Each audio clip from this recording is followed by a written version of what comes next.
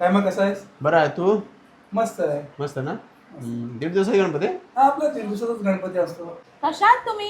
हा मी बरी आहे. तू बरी आहेस ना? हो हो मी बरी आहे. हे आज तुमच्याकडे भरपूर लोक जेवले असतील ना? हो खूप लोकांचं जेवण होतं आज. कुठे जाणार आहेस गणपती बघायला? आता पुढे जायचं ना, अलिबाग मध्ये जायचं आहे पुढे. अरे एक मिनिट हा, मला फोन आला. हा. थांब जरा, एक मिनिट बस हा.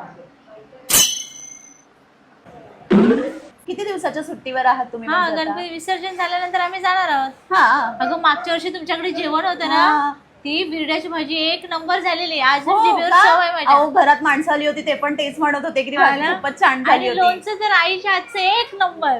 हो का? एवढं जेवण जेवण करते तरी जेवायला चल म्हणून बोलत नाही. अगं मग ह्या वर्षी काय होती मेनू जेवायला?